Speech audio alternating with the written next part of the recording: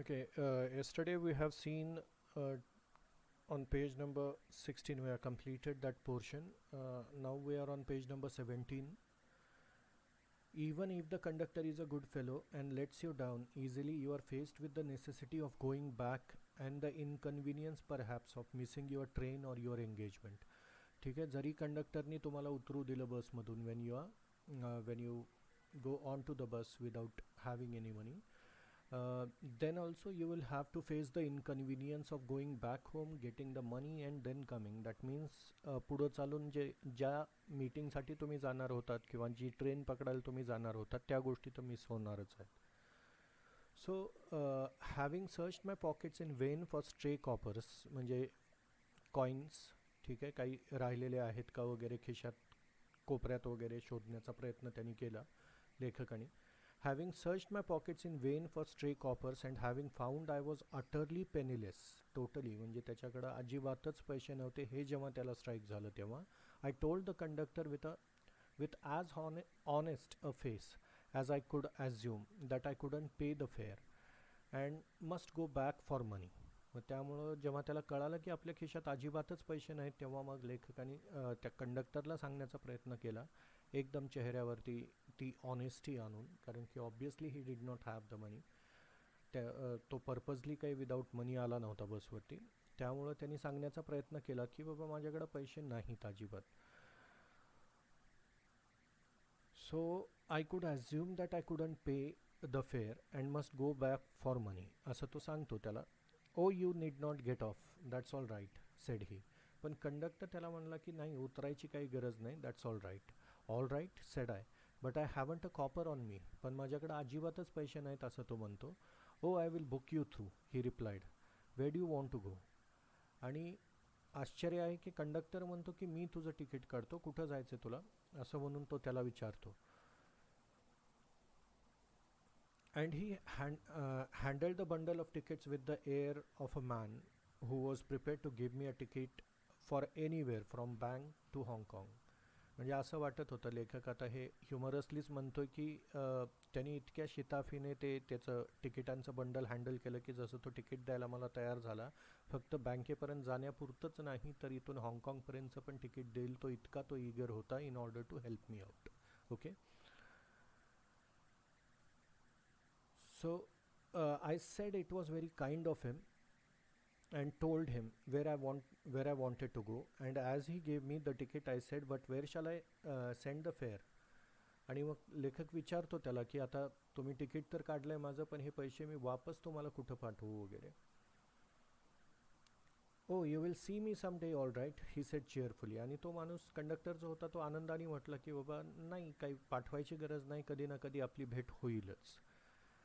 He turned to go, and then luckily my fingers, still wandering in the corner of my pocket, lighted on a shilling, and the account was squared. आणि तरीसुद्धा जसा तो कंडक्टरनी ticket काढून दिलं आणि तो जायला निघाला, लेखकाने पुन्हा एकदा खिशात सर्च केलं तर त्याला कोपऱ्यामध्ये एक कॉईन सापडलं आणि तिथं ते अकाउंट त्यांनी सेटल केलं. स्क्वेअर्ड म्हणजे काय, सेटल केलं पैसे देऊन.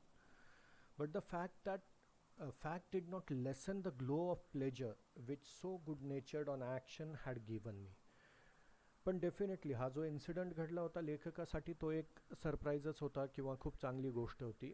आणि लेखकाने हे एक्सपेक्टच केलं नव्हतं की असं काहीतरी घडेल. त्यामुळे he was very happy. Okay.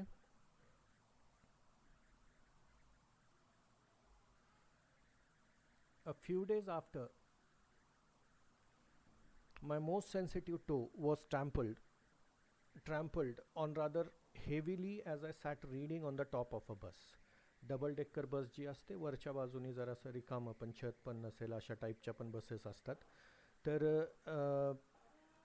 वरती तो बसला होता न्यूजपेपर वाचत लेखक, आणि त्याच्या पायावरती कोणाचा तरी जोरात पाय पडला. His feet got trampled, his toe got trampled. I looked up with अँगर अँड मोर ॲगोनी. त्रास तर होतच होता कारण की कोणीतरी हेवी असा शूज असलेल्या माणसाने त्याच्या पायावरती पाय दिलेला होता. आणि रागाने आणि त्रासाने त्यांनी वळून जेव्हा वरती पाहिलं, I looked up with some अँगर and more agony and saw my friend of the cheerful countenance of the cheerful countenance. Countenance म्हणजे काय, तो चेहऱ्यावरती एकदम आनंदी एक्सप्रेशन असलेला तोच मित्र, म्हणजे तोच कंडक्टर होता ज्याच्यासोबत अगोदर तो इन्सिडेंट लेखकासोबत घडला होता.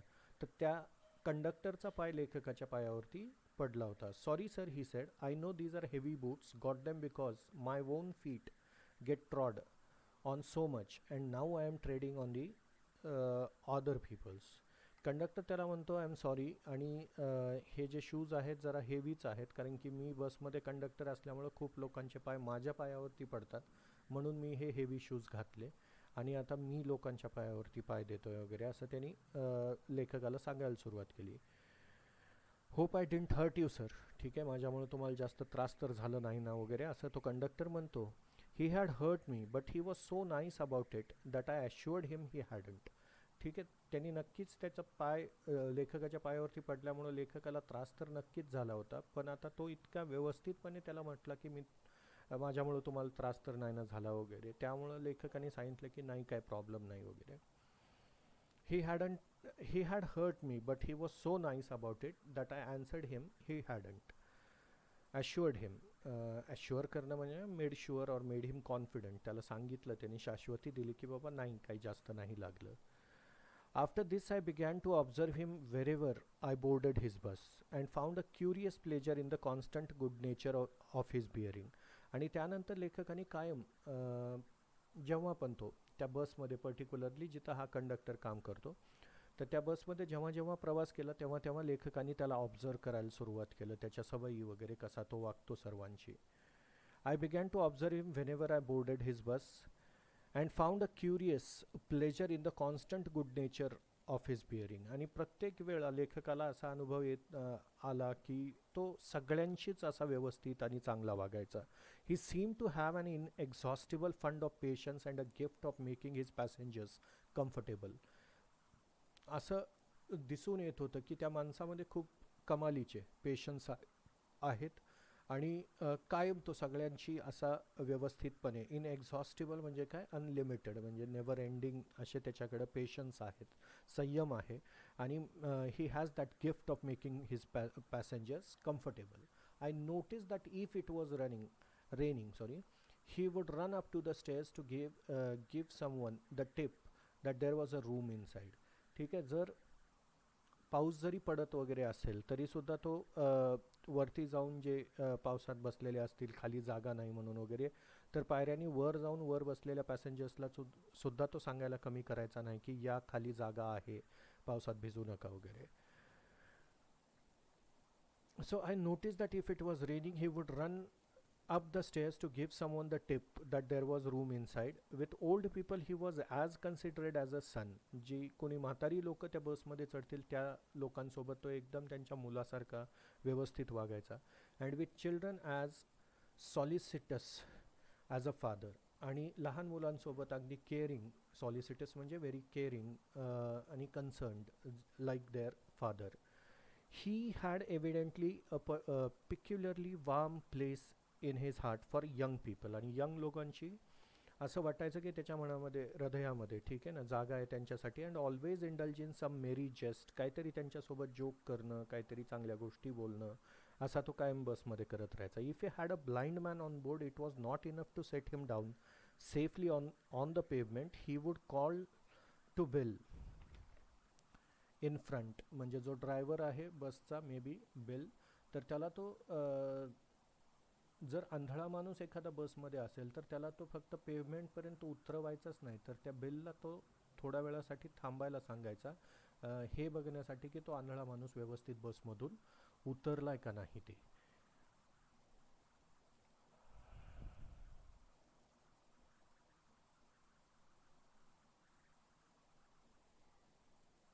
Will go to the next page. Page number 17 संपलं आपलं. पेज नंबर 18 जे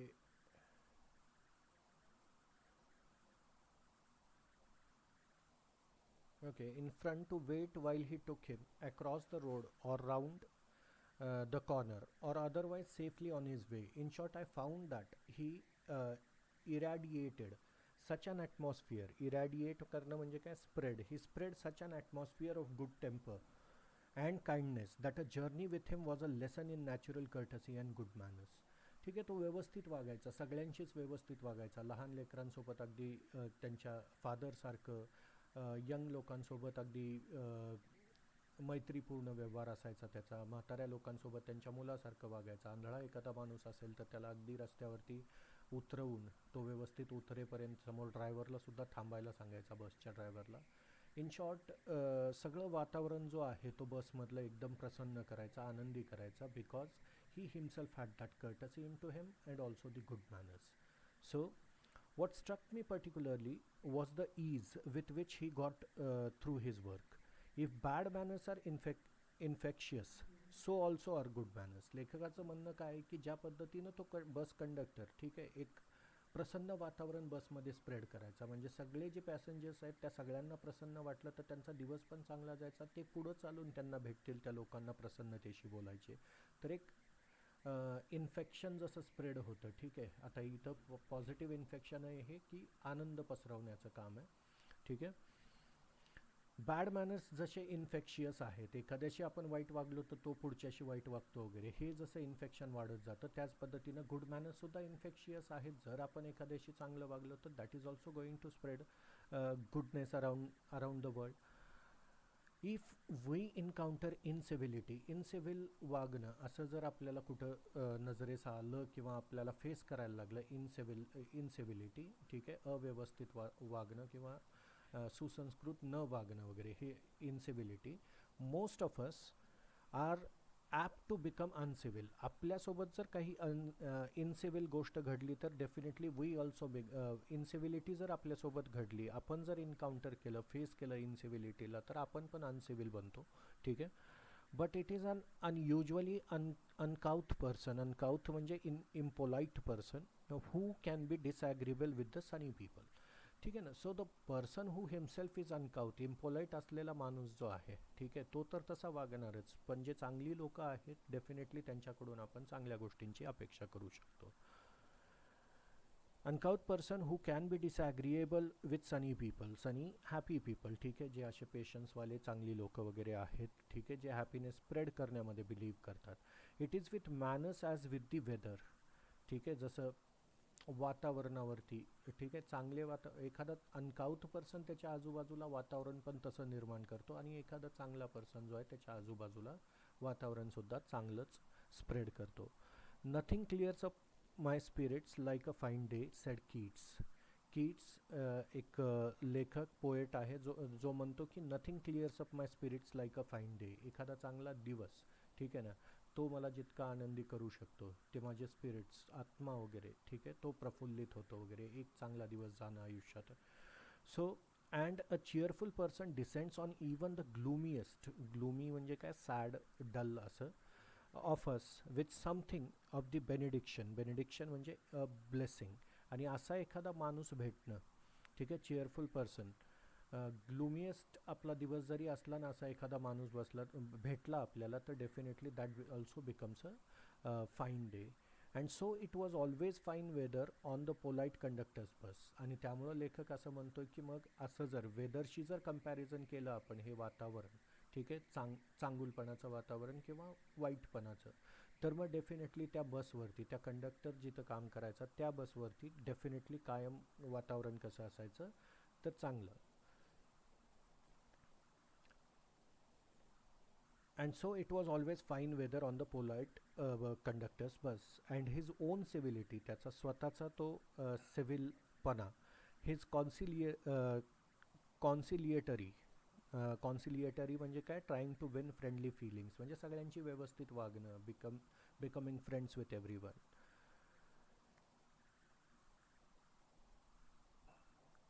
address and good humoured bearing infected his passengers. जसं त्याचा चांगुलपणा जो आहे तो पॅसेंजर्समध्ये पसरायचा आणि सगळी लोकं चांगली वागायची. In lightening their spirit he lightened his own task. आणि जर वातावरण आनंदी ठेवलं बसमध्ये, तर त्याचंसुद्धा काम जे आहे बसमधलं ते व्यवस्थितच पार पाडणार आहे. तोच जर रागात येत गेला तर एखाद दोन असे पॅसेंजर भेटतीलच ना, रागाचं उत्तर त्याच पद्धतीनं देतील वगैरे, त्यामुळं त्याचा स्वतःचा दिवससुद्धा खराब जाऊ शकतो. तर त्यामुळं तो आनंदी राहून काय करायचा, वातावरण सगळीकडं आनंदी स्प्रेड करायचा आणि ऑब्वियसली त्याचा फायदा त्यालाही व्हायचा, त्याचा जॉबसुद्धा आनंदाने पार पडायचा. In lightening their spirits he lightened his own task. His gaiety म्हणजे आनंद, was not a wasteful luxury but a sound investment. तर त्याचा जे आनंद स्प्रेड करण्याची जी त्याची सवय होती ही एक वेस्टफुल गोष्ट नव्हती, तर definitely it was a sound investment. एका पद्धतीची एक इन्व्हेस्टमेंट होती की ज्यातून त्याला काय मिळणार आहे, तर आनंदच मिळणार आहे.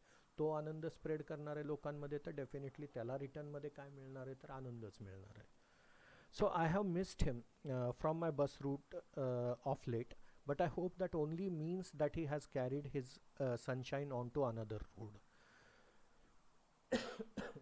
लेखक म्हणतो की अशात आता त्या बसमध्ये त्या त्या रूटनी तो ट्रॅव्हल करत नाही किंवा त्याचा रूट त्या कंडक्टरचा पर्टिक्युलरली बदललेला असावा, पण लेखक कायम होप करत असतो की तो डेफिनेटली ज्या कुठल्या रूटवरती असेल त्या रूटला तो आनंद पसरवतच असेल.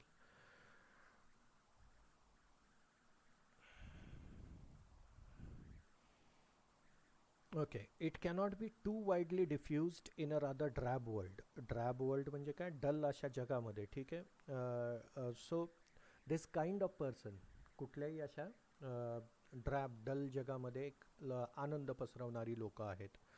And I make no apologies for writing a panegyric on an unknown bus conductor. आणि त्यामुळं लेखकालाही काही हे वाटत नाही in order to write a speech or piece of writing on praise of something lightly panegyric. म्हणजे त्यांनी एक, आता हे जे अगोदर जे आपण बघितलं एका कंडक्टरची गोष्ट की कसा तो चांगला वागायचा, हे एक स्टोरीज आहे जी प्रेज करते त्या कंडक्टरला, आणि प्रेज करण्यासाठी काहीतरी रायटिंग करणं, that is called as panegyric. And that's why the writer is saying that I don't mind writing a panegyric on it, on that particular person. If Wordsworth, another poet, could gather lessons of wisdom from the poor leech gatherer on the lonely moor, I see no reason why lesser people should not take lessons in conduct. Lessons in conduct म्हणजे काय, वागणुकीमध्ये. आता वर्ड्सवर्थनी जसं the poor leech gatherer नावाचे त्याचं जे लिखाण आहे त्यातून त्यांनी शिकलाय काही चांगल्या गोष्टी एका लीच गॅदररकडून, ठीक आहे. तर मग त्याच पद्धतीनं तो म्हणतोय की मग का नाही मी पण एखाद्या बस कंडक्टर करून चांगल्या गोष्टी शिकायला जर आपल्याला मिळत असेल, चांगल्या गोष्टी कुणाकडून का असेना, तर आपण का करू नये, का शिकू नये. I see no reason why lesser people should not take lesson in conduct. Lesson in conduct, conduct वागणूक, ठीक आहे. From one who shows how a modest calling may be dignified by good temper and kindly feeling. कसं आपण modest वागू शकतो, by using good temper and kindly feeling यांच्या मदतीनं आपलं जे वागणं आहे, ठीक आहे, that will become modest, humble, and we can spread happiness around. That's what the writer is saying. Okay, next paragraph. It is a matter of general agreement that the war has a chilling effect upon those little everyday civilities of behavior that sweeten the general air. Okay, normally होतं का, एखादं युद्ध जर असेल तर दोन देशांमधले जसे संबंध बिघडतात, किंवा जर काही प्रॉब्लेम्स असतील तर दोन पार्टीजमधले जसे संबंध बिघडतात, ठीक आहे. तर ह्या सिव्हिलिटीज वगैरे सगळ्या त्याच्यावरती एक चिलिंग इफेक्ट पडतो. म्हणजे जर तुमचे प्रॉब्लेम्स आहेत, सध्या जसं चायनासोबत प्रॉब्लेम चालू आहे, तर मग चायनाबद्दल ज्या आपल्या मनामध्ये सिव्हिलिटीज असतील किंवा चांगलपणा असेल, चांगल्या भावना असतील, त्यांच्या मनामध्ये आपल्याबद्दल असतील, तर ह्या सगळ्या काय होतात, फ्रीज होतात किंवा थांबतात जेव्हा in case of war or in war like situation. Okay, same is the case with Pakistan. We always have problem with them. So we have this एक त्यांच्याबद्दलचा ॲटिट्यूड आणि त्यांच्या मनात आपल्याबद्दलचा ॲटिट्यूड जो आहे तो चांगला राहत नाही. जे सिव्हिल असायला पाहिजे ते इनसिव्हिलिटी भरली जाते, आणि सिव्हिलिटीवरती जसा बर्फ पडतो, फ्रीज होते, ती थांबती, अशा पद्धतीने सांगितलं गेलं आहे. We must get those civilities back if we are to make life kindly and tolerable for each other. ठीक आहे, त्या सिव्हिलिटीज ज्या आहेत त्या आपलं आयुष्य टॉलरेबल करण्यासाठी, चांगलं करण्यासाठी त्या सिव्हिलिटीज आपण वापस आणण्याचा प्रयत्न केला पाहिजे.